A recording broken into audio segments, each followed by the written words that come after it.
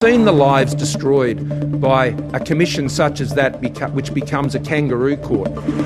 Those buffoons who have repeatedly described this commission as a kangaroo court, it is deeply offensive. An ICAC out of control means that the bureaucracy reigns supreme and politicians are basically terrified to do their job.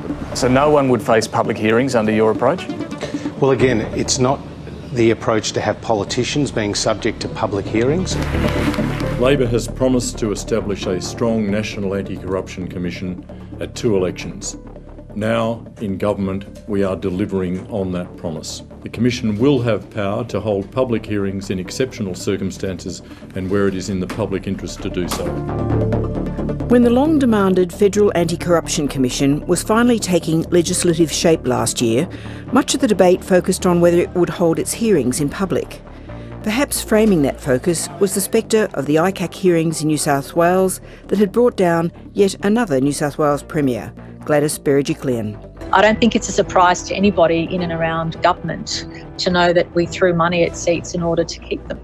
But as the National Anti-Corruption Commission finally opened its doors for business last Saturday, the landscape in which the debate about what constitutes corruption and general bad behaviour had changed. The timing couldn't be worse for PricewaterhouseCoopers. And contracted service providers under Commonwealth contracts. That clearly draws in PwC. The business dealings of former Morrison government minister Stuart Robert. A series of very serious allegations involving the outgoing member for Fadden. Stuart Robert strongly denies any wrongdoing. The conversation that has dominated so much of the work of state corruption commissions has been morphing as the federal body springs into life. It's not so much about money in brown paper bags and pork barrelling anymore, but about a range of issues involving different people and different parts of the bureaucracy, and involving disreputable consultancy arrangements, alleged kickbacks, and behaviour by public servants that was harmful to members of the public.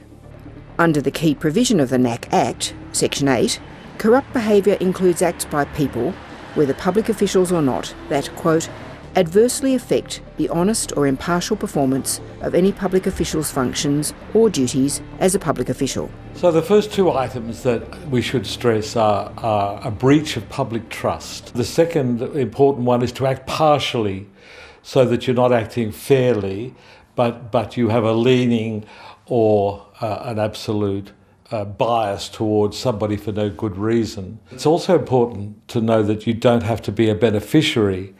So we have a minister of New South Wales in jail at the moment who aided his friend, and he was found to have acted corruptly and criminally indeed, but there was no evidence that he was a personal beneficiary of that corrupt activity.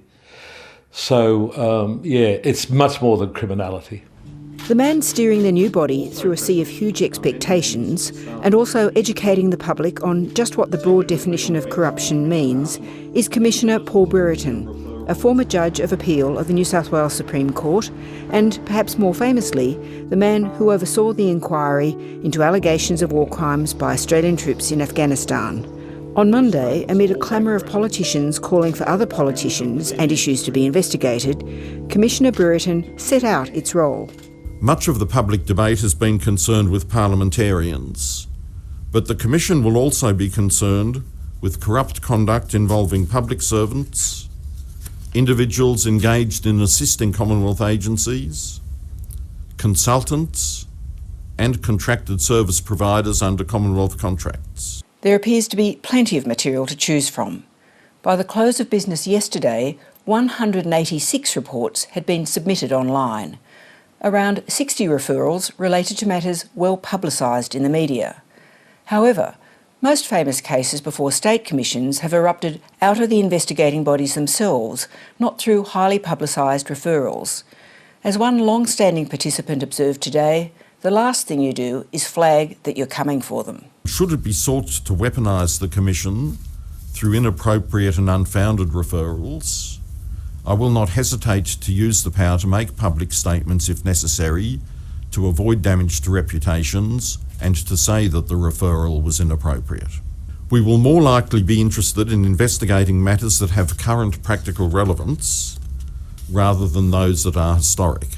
Brereton's comments might disappoint those hoping older controversies like sports rorts would be examined, but they also warn politicians against making the threat of NACC referrals a day-to-day political weapon. I think that public attention will always be first and foremost on high-profile cases that involve suspicions or allegations involving politicians, etc.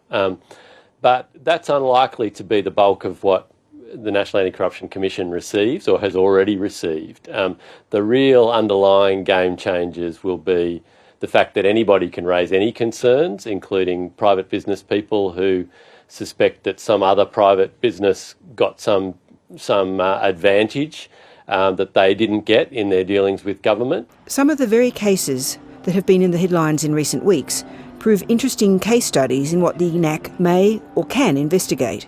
Cases like PwC's improper use of its position as a tax advisor to the Treasury. Wrongdoing within PwC itself is outside the jurisdiction of the NACC. Whether it's improperly got access to or been given access to government information that it's then abused could be in the jurisdiction of the NACC. Then there is the fallout from the Robodebt Royal Commission. Its report is due to be delivered to the government on Friday and immediately released. Commissioner Catherine Holmes requested her reporting deadline be extended so she could potentially make referrals to the NACC. I think what she's saying is that my findings are going to be so adverse to some public servants that it ought to be examination continued on elsewhere. The ultimate question for the NACC should probably be whether it will change the culture. And you could ask, well, if the ICAC hasn't moderated corruption within the New South Wales Parliament, how can our Commission federally moderate corrupt activity in the Commonwealth? You're already seeing parliamentarians who are now very conscious that some of the conduct that might have been regarded as acceptable before in terms of wheeling or dealing in the use of their office to assist different businesses or different constituents now needs to be put through a different test of, is this really part of their job as a representative serving the public interest?